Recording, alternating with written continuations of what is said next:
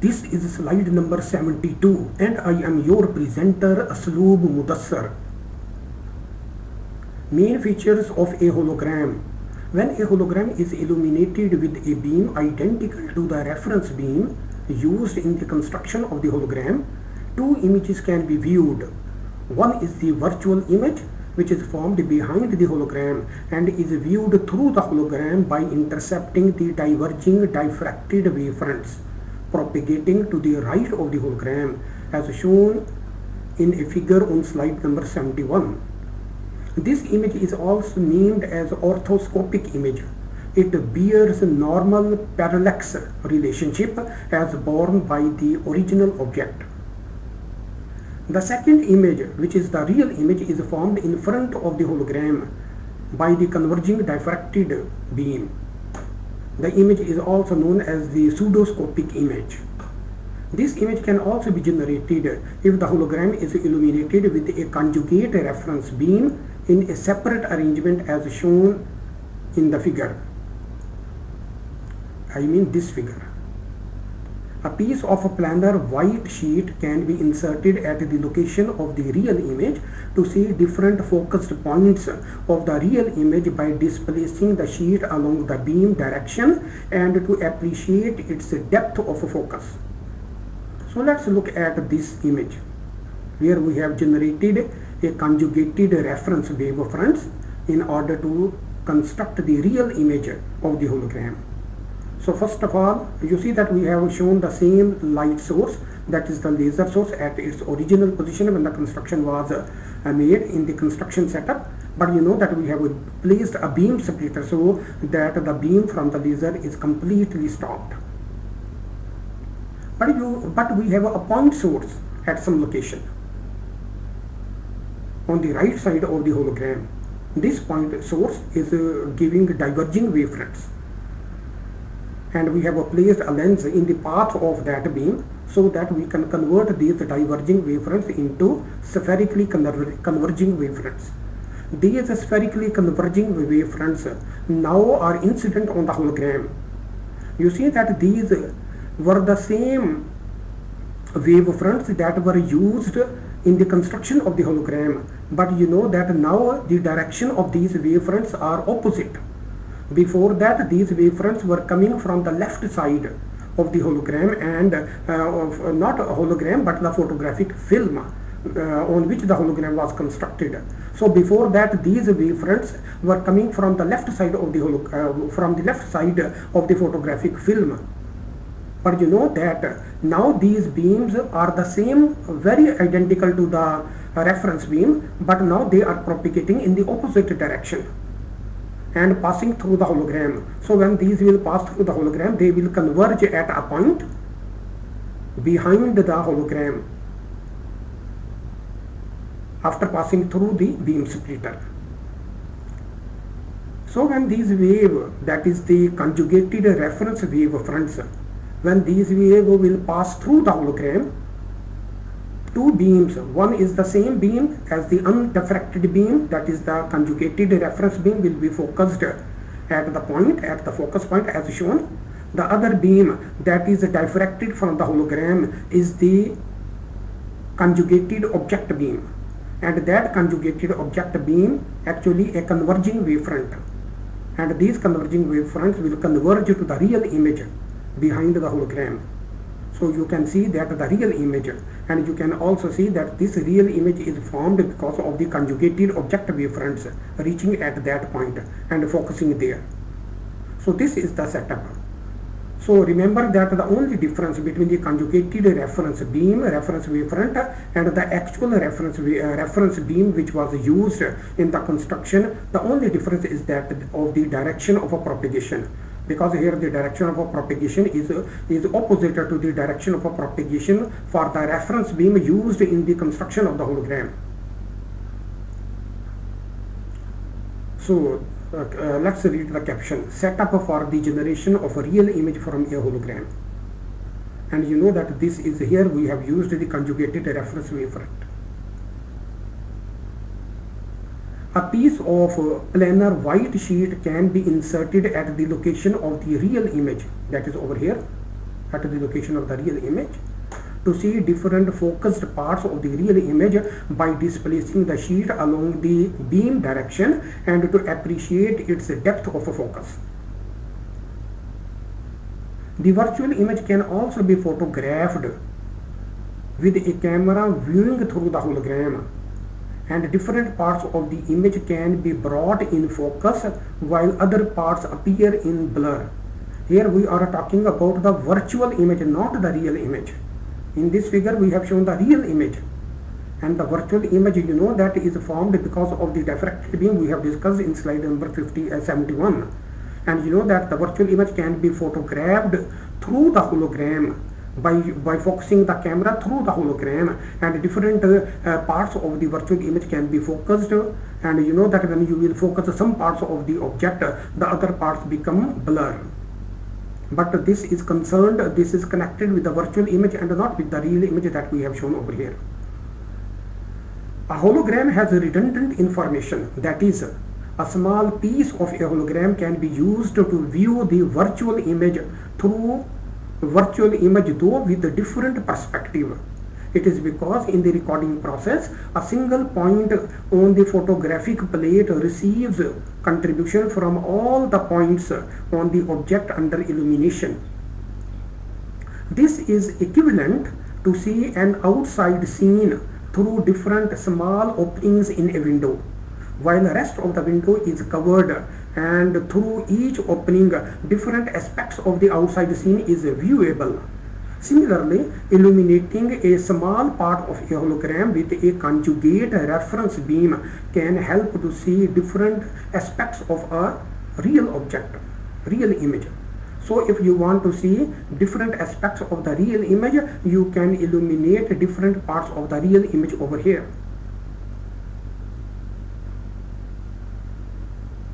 Reconstructed images from a hologram can be used in measurements. When the hologram of an object shown in figure A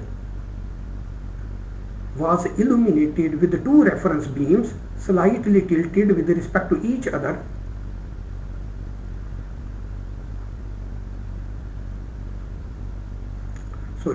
this is equivalent to see the outside scene through different small openings in the window, while the rest of the window is covered, and through each opening different aspects of the outside scene is viewable.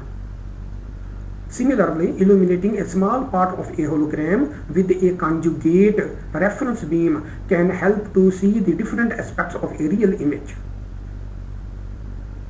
Reconstructed images from a hologram can be used in measurements. When the hologram of an object shown in figure A was illuminated, this is figure A, you know. On the left hand side we have the figure A. So I am talking about this figure. Reconstructed images from a hologram can be used in measurements. When the hologram of an object shown in figure A was illuminated with two reference beams, you see that here we are talking about two reference beams, slightly tilted with respect to each other, with one beam much stronger in intensity than the other beam, and the reference beam with stronger intensity was an exact replica of the original reference beam. Then the virtual image as photographed through the hologram is shown in part B. That is this, in part B. This demonstrates the real depth in the constructed image. The 3D profile can be measured from the photographed image in B. The contrast of the projected fringes can be controlled, for example, by lowering the intensity of one beam in comparison with the other beam, which was done in the present case. So you see that on the left hand side, we have the actual image viewed through the hologram, and this is the virtual image. So let me read the caption. The 3D aspect in a reconstructed image. Number A, the object used in the construction of a hologram. So you can see that this is the A is the object which was used in the construction of the hologram, or in other words you can say this is the image of the hologram viewed through the hologram. So this is actually the virtual image of the hologram viewed through the hologram.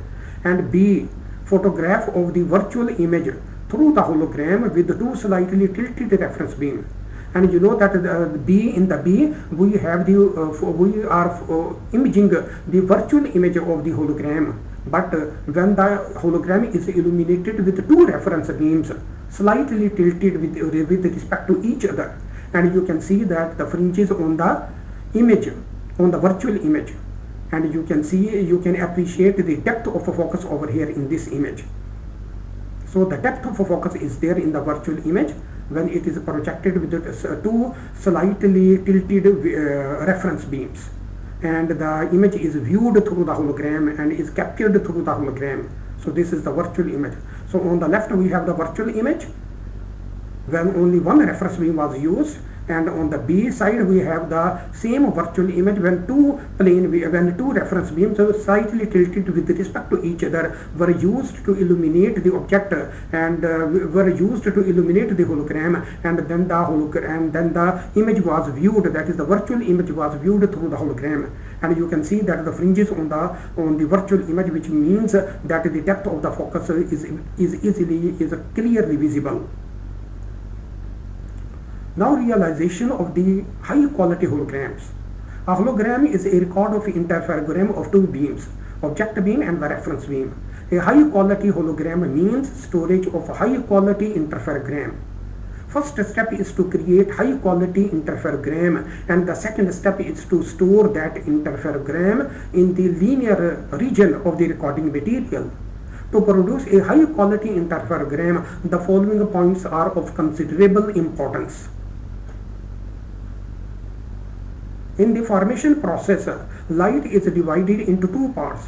One is directed on the object and the other part is directly projected on the photosensitive material, photoglass in our case. Beam dividing element is usually a beam splitter. The path length of these two beams is measured from the beam splitter to the photographic plate. The length of the object beam path and the length of the reference beam path must be the same even if the coherence length of the source is significantly large. The visibility of the fringes will be highest when the path length difference approaches to zero. The fringe visibility will decrease with the increase in path length difference. Due to the three-dimensional shape of the object, a small portion of the two beams reaching the photographic plate will satisfy the zero path length condition. In this region, the contrast or visibility will be the highest, and in other regions where the path length difference deviates from the zero path length condition, the visibility will reduce. A second step towards the production of a high-quality interferogram is to equalize the intensity of the two beams as they reach the photographic plate.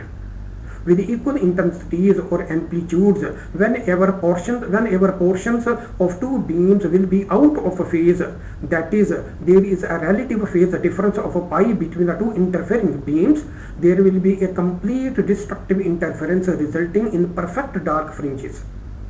If the beams have unequal intensities, a complete destructive interference condition cannot be satisfied and there will be no perfect dark fringe.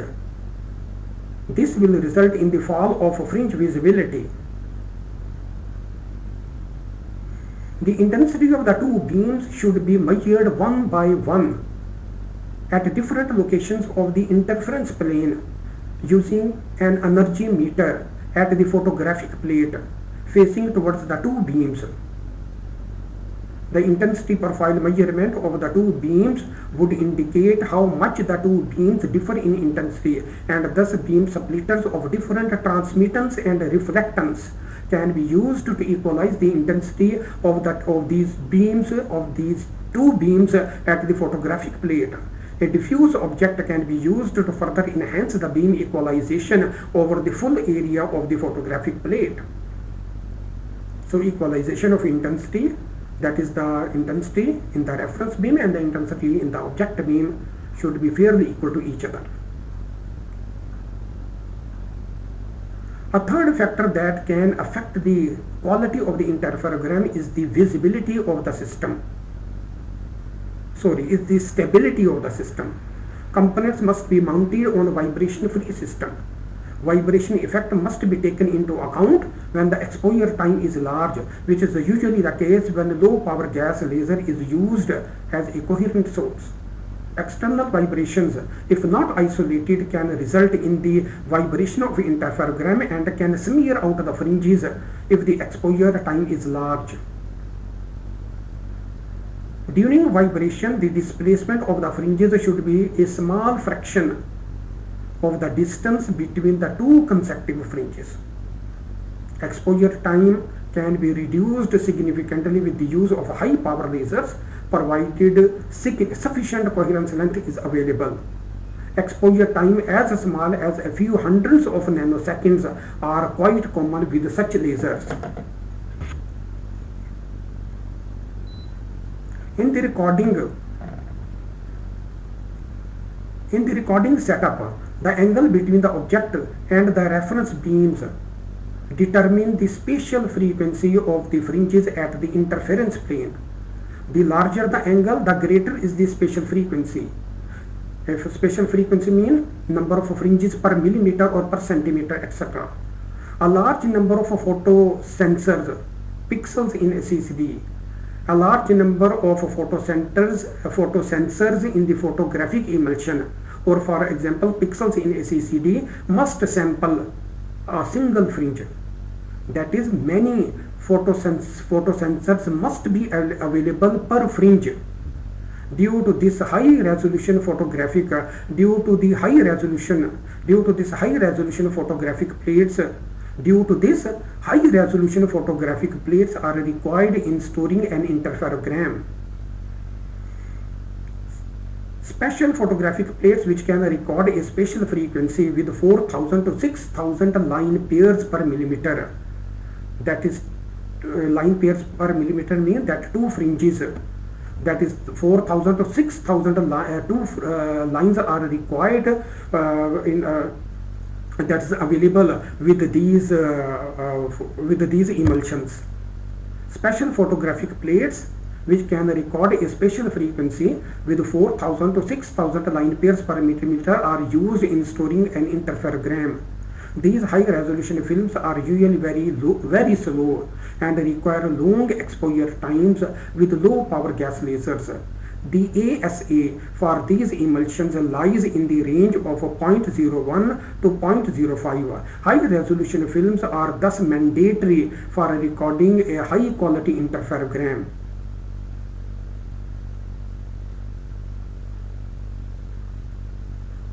Polarization plays a key role in the interference of two beams for obtaining high visibility fringes. If two beams with orthogonal polarizations interfere, there will be no fringes, and if the two beams have identical state of polarization, fringes of very high contrast are produced. It is therefore important to measure the state of polarization of the two beams, the reference and the object beam at the interference plane. Polarization rotators can be used in the path of the two beams just after they are split into two to match their state as closely as possible on the interference plane.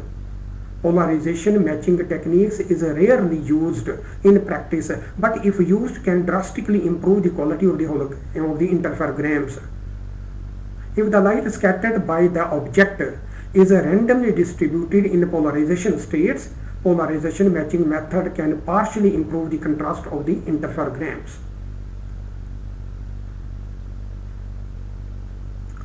The developed hologram must have its amplitude transmittance represented as TA lying in the mid of the linear region of the amplitude of the TA, that is the amplitude transmittance, versus the exposure E curve shown in the figure on slide number 71. The input optical powers contained in the two beams plus the exposure time will decide a point in the linear region. Powers of the beams multiplied by the exposure time will give the energy that must be centered in the recording region, or in the center of the dynamic range of the photographic films.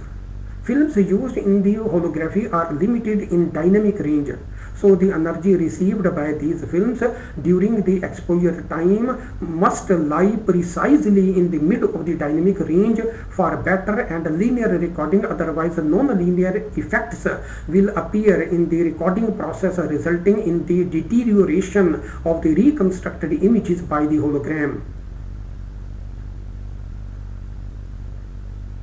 If part of an object under illumination is reflective, then that may lead to the recording of a non-linear region. One of the possible options is to illuminate the object through optical diffuser to reduce the relative reflectance, or alternatively the object may be painted to act as a diffuse object. The light after the diffuser will remain coherent. If these points are considered seriously, very high quality holograms can be realized. And then the next point is the locations of reconstructed images and their magnifications. Now we want to investigate what are the locations of the reconstructed images, that is, what is the location of the virtual image and the real image with respect to the position of the hologram, and what are their magnifications. The reconstructed images from a hologram is possible only if the hologram is illuminated by a wave, either an exact replica of the reference wave used in the recording process, or a different wave from a different location and a different wavelength and at a different wavelength. Two images are formed when a hologram is illuminated, which we refer to as the reconstructed images. The reconstructed images include virtual image and the real image. It is important to know the locations of these images with respect to the location of the hologram. Information about their magnifications is equally important. To give a mathematical deviation, let's start with the equation number 6, which is reproduced below as given in equation number 16. So here you see that in equation number 16 on the left hand side, that is on the topmost row, we have R prime, which is a reference beam identical to the beam we have used in the reconstruction process. So this R prime is a beam similar to the reference beam, and you know that we have given the contribution of this reference beam at the point xy, and xy is the point on the hologram, and T2a is the amplitude, 2a is the amplitude transmittance, and T2a is the amplitude transmittance of the hologram, because we have used the word T1a for the amplitude transmittance of the film, but now T2a is the amplitude transmittance of the hologram at the location x, y. So I shall not be reading the coordinates x, y repeatedly, because it is understood that we are considering the point x, y on the hologram. So R prime is multiplied with the amplitude transmittance T2a, and you know that in the second step I have multiplied R prime to each of the term, that each of the four terms, one term is TB term, and the three terms is contained within the parentheses. So in the last step I have shown that R prime is being multiplied to each of the four terms as given in the last step of equation number 16. Where 2a, as I have earlier mentioned, but let me read, where 2a at the point xy is the amplitude transmittance of the developed hologram, and R prime is the spherically diverging wave used to illuminate the hologram. O as a function of xy is the object wave, and R as a function of xy is the reference wave used in the recording process, as shown in equation number 16. So you know that in equation number 16 we are actually illuminating the hologram having the amplitude transmittance T2a with a beam which is identical to the reference beam represented by R prime.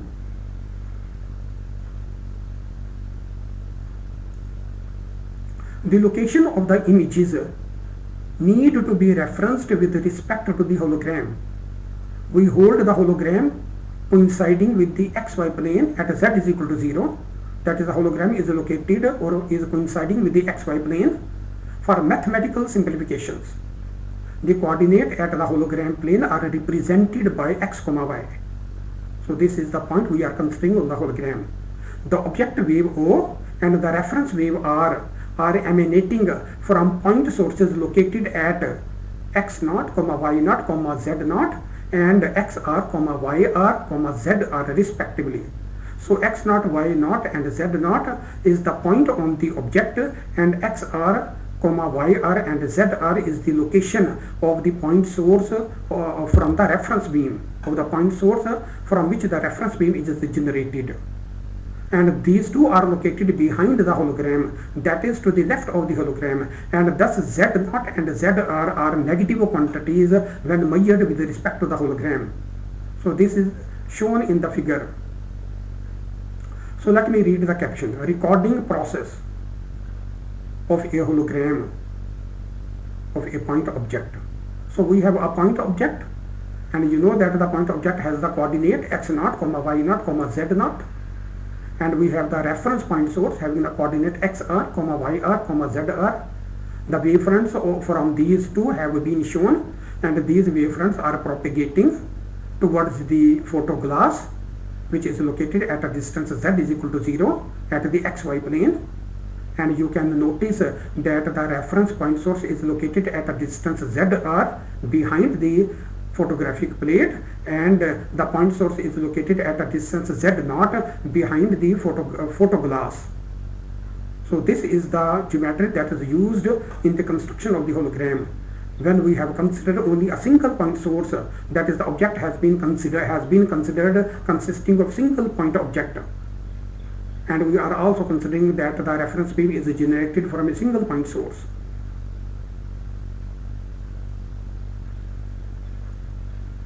The recording process of a hologram due to a point object is depicted in the figure in the previous slide. We are also assuming that the hologram is illuminated with a spherically diverging wave at a different wavelength λ2, and that this spherical wave emanates from the point xr prime, yr prime and zr prime located behind the hologram at a distance zr from it, as shown in the figure below. So you see that in the construction process we are using a reference beam located at the position xr, yr, zr behind the hologram at a distance zr. And now we are in order to construct the hologram, that is in order to construct the images from the hologram, we are using a reference beam which may be operating at a wavelength, for example λ2.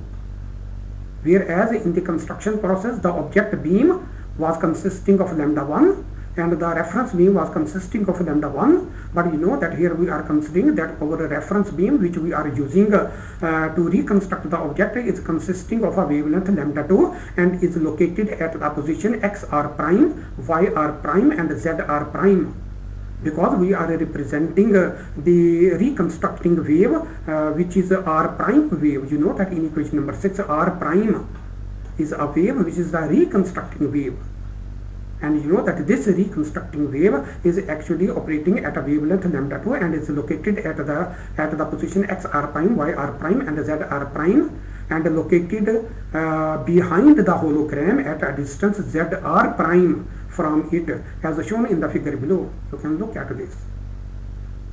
Caption: illumination of a hologram by a point source for image reconstruction. So you see that we are using a reference beam now which is located at a point xr prime, yr prime and zr prime. This is actually not a reference beam, but we can say more precisely that this is a reconstructing beam, and we have represented this beam as r prime beam in our calculations. And you know that you can see the wavefronts which are moving from this point source away towards the hologram. And now the hologram is placed at the position z is equal to 0 on the xy plane, coinciding with the xy plane, and the reconstructing source, which is r prime source in our case, is located at a distance zr prime behind the hologram. We assume that the object point source, reference point source and illuminating point source are all located in the Fresnel region of the hologram, where the Fresnel diffraction formula is applicable. The mathematical description of these waves can be written in the following form. You see that we have used, how many waves we have used? We have used actually 4 waves. One is the object wave, the other is the reference wave, and the third one is the reconstructing wave. So we have used actually in principle 3 waves in order to reconstruct. So we can write the contribution of these 3 waves at the photographic film assuming that these 3 waves are actually in the region of the Fresnel diffraction region.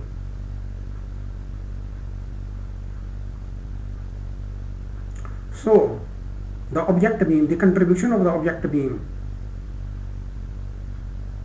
at the location of the XY location of the photographic film is given by equation number 17. So we have O on the left hand side of the function of xy is equal to a naught e to the power minus iota k1 z naught, because we are using k1 over here, because we are using lambda 1 over here, because k1 is equal to 2 pi over lambda 1, and we have divided it by iota lambda 1 z naught, and then we have e to the power minus iota, and we have k1 over 2 z naught, and within the parenthesis we have x minus x naught whole square plus y minus y naught whole square. This is what we have written the contribution of the Fresnel field at the point xy on the photographic film due to the object beam. And then you know that we have dropped the constant phase factor, we have also dropped the constant term a naught, we have dropped the scaling factor iota lambda z1, and then we have written the second step, and similarly we have written the third step by introducing the value of k1, which is 2 pi over lambda. So this is equation number 17. Similarly, in equation number 18, we are writing the contribution of the reference beam at the photographic film. You see that we have only just the change of coordinate, and you know that here we are using the position of xr and yr as the position of the reference beam at the source of the reference beam, generating the wave towards the film, towards the photosensitive film. And then you know that we are also dividing k1 by zr, and you are using the distance z over here. Before that we were using the distance z naught for the object beam, and here we are using the distance zr because the reference point source was located at a distance zr behind the hologram. So this is the wave that we have written for the contribution of the reference beam at the photosensitive material at the point xy of the photosensitive material. And then let's write the contribution of the reconstructing wave. You know that the reconstructive wave r prime is located at a distance z r prime. You will see that you can see that we have used the distance z r prime over here on the right hand side. And again we have also used the distance or the coordinates of this one, that is xr prime and yr prime in these formulas.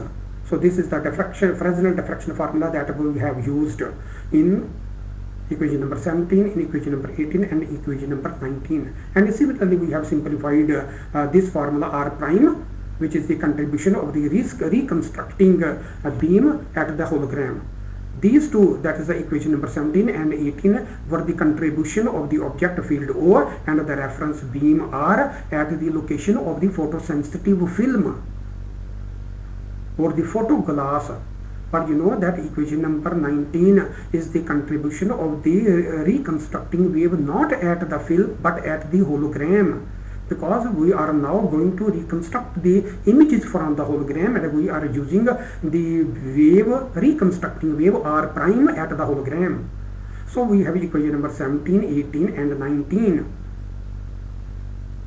Because we can substitute these equations in equation number 16 to expand this equation, because the term of importance for us is the third term containing r star, which is the complex conjugate of r, and o star, which is the complex conjugate of o. So that is the third term, and the fourth term are of significant importance for us because these two terms contribute towards the formation of images, the virtual images and the real images.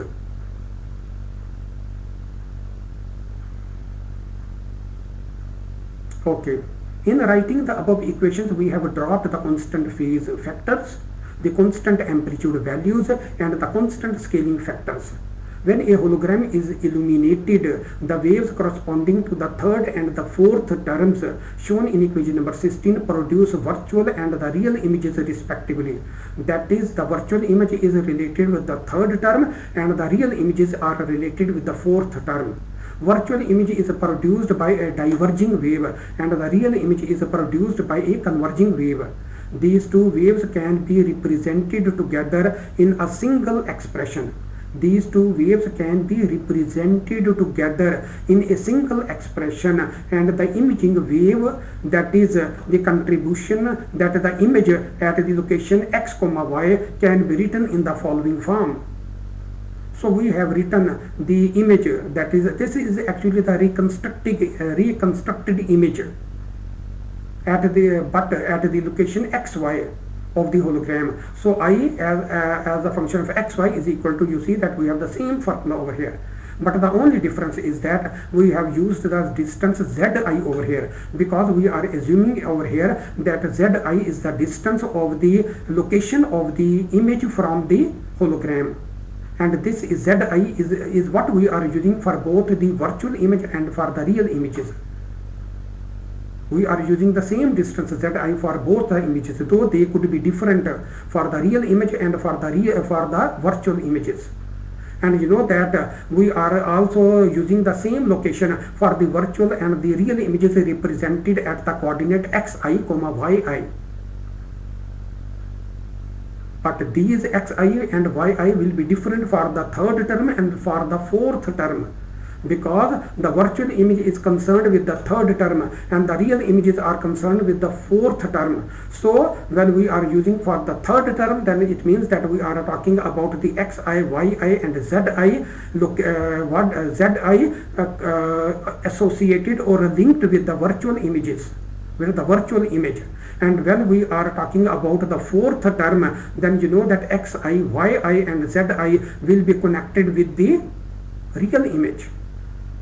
So we have written equation number 22, and at the end we have also expanded the equation number 2 in terms of the full expansion, that is x square plus y square, and then xi square plus yi square, and then minus 2 times of x into xi plus y into yi. But you know that here we have not done the expansion yet. That is, we have not expanded the exponent, that is the terms within the curly brackets in equation number 17 and 18 and 19. We have not expanded these terms yet. In equation number 20, if zi is greater than 0, the exponent will be negative. That is, the wave will be converging, forming a real image. But if zi is less than 0, the exponent will be positive and the wave will be diverging, forming a virtual image.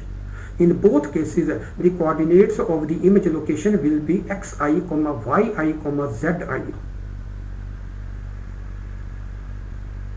Our task is to express zi as a function of zr prime, zr, z naught.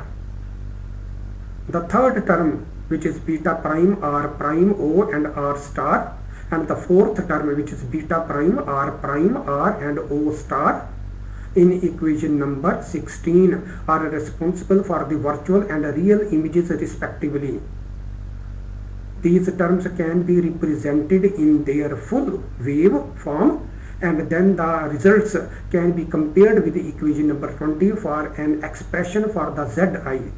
Using equation number 17 and 19, the third and the fourth terms are given by. So let's write the third term in full form. The third term, which is beta prime, r prime, o and r star. We have given them different colors so that you can identify these terms in the rest of the expressions. So r prime is the reconstructing wave. We have given a blue color to that one. O is the object beam contained in the hologram, and we have the object beam shown in red, and r star is actually the complex conjugate of the reference beam which was used in the formation of the hologram. So we have given it a color green. and we have shown these one, and then we have expanded that one in equation number 21 in the last step. So the third term has been shown in the expanded form in the last step in equation number 21, because we have done the expansion for the equation number 20, and similarly we are going to expand all the terms in the third term. All the terms, that is r prime, o and r star, has been expanded. Similarly, for the fourth term, we have represented the fourth term in the same three different colors, and we have the r prime, the reconstructing wave, r as the reference wave which was used in the construction of the hologram, and O star is the complex conjugate of the object beam which was used in the construction of the hologram. We have given them different colors, and we have given their expanded form in the last step of equation number 22. When a hologram is illuminated, the waves corresponding to the third and fourth terms produce virtual and real images respectively. The corresponding terms in the exponential function in equation number 2 must be identical. So let's compare the coefficients of x square plus y square in the third term to the same coefficients in the equation number 20. The result is given below. So you see that we are comparing the coefficients from the third term, and then you know that we are comparing it with the coefficient of x square and y square from equation number 20. And due to this comparison, we are comparing the coefficients because the contribution from these one must be the same as given in equation number 20. So the comparison gives us as shown in equation number 23. So the left hand side is the contribution from equation number 20, that is from this equation. That is the coefficient. You can see that x square plus y square has the coefficient of this one, which is minus iota pi over lambda 2 zi. And then you know that we are also comparing the coefficients with the terms on in equation number 21, and you know that in equation number 21 x square plus y square exists in the blue term, exists in the red terms, and exists in the green terms. So we have the contribution from the three factors will contribute. And then you know that we have on the right hand side three factors from those contributions, from the blue, from the red, and from the green. And you know that the simplified version is given at the last step in equation number 23. So 1 over zi, and you know that zi is the distance where the image will form. So we have connected zi with these three parameters, that is zr prime, z0, and zr. So zi is linked with the position of the constructing wave, reconstructing beam, which is zr prime, and the object beam which was initially used for the construction of the hologram is z0, and zr, you know, that is the distance of the point source for the reference beam which was used in the construction of the hologram. So we have equation number 23 which gives you the distance zi, the location of the images, here the location of the virtual image, because we are using the third term. Now let's compare the coefficients of x square and y square in the fourth term to the same coefficients in the equation number 22, in the equation number 20. The result is given below. So similarly we have compared the comparison from equation number 22. So here we have the coefficients of x square and y square from the three terms, that is from the blue term, from the red term, from the green term, and these four coefficients have been compared with the coefficients from the x square and y square on the right hand side, on the right hand side of equation number 20. So making this comparison for the equation number 4, for the fourth term we are writing this expression as given in equation number 24, and then the simplified version of equation number 24 is given at the end, at the last step. So now we are combining equation number 23 and 24 together as given in equation number 25.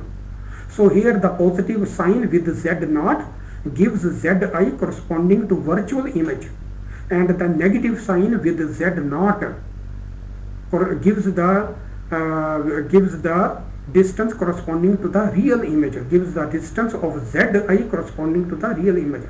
So from equation number 25 we can calculate the distances of the virtual images and the real images from equation number 25, using the positive sign for the virtual images, positive sign with z naught from the virtual images, and a negative sign from the with z naught from the real images.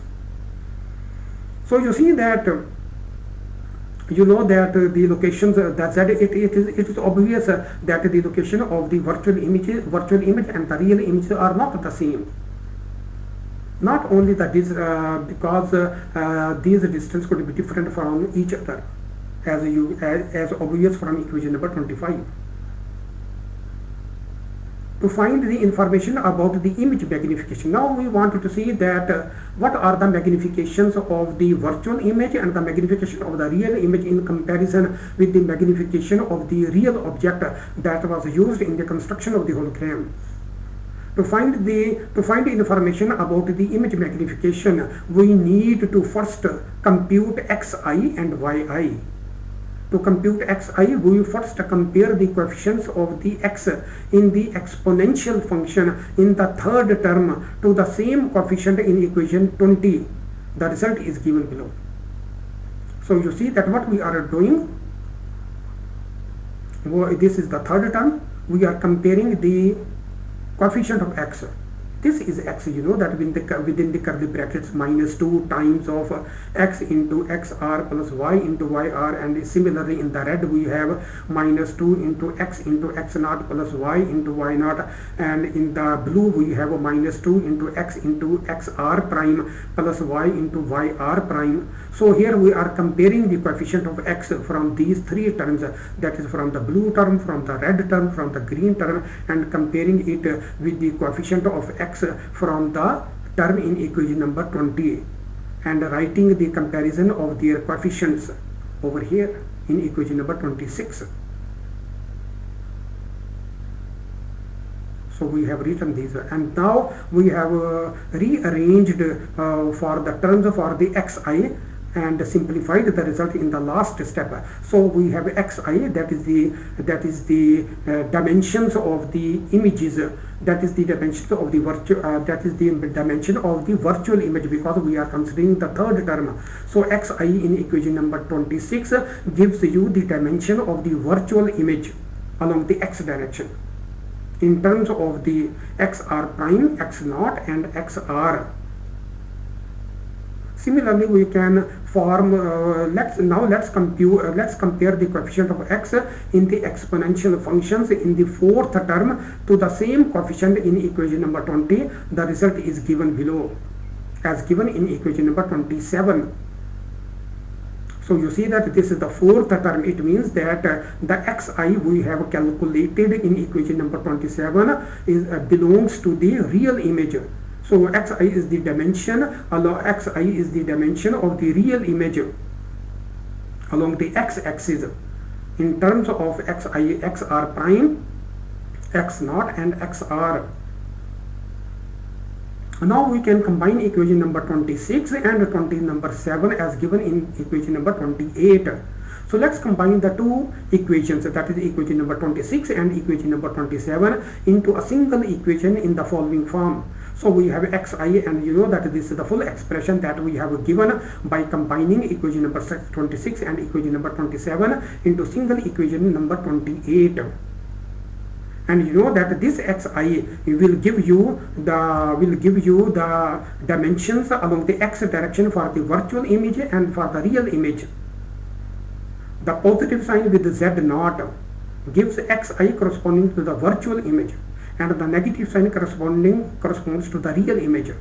An expression similar to equation number 28 for the yi direction can be worked out by comparing separately the coefficients of y in the third term to the same coefficient in the equation number 20, and the coefficients of y in the fourth term to the same coefficient in equation number 20. The result is given below.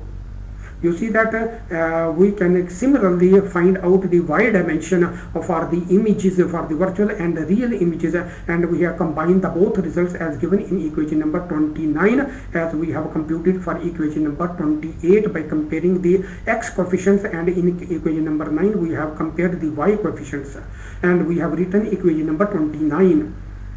Again, you know that the positive sign with z0 will correspond to the virtual image and the negative sign will correspond to the real image dimension.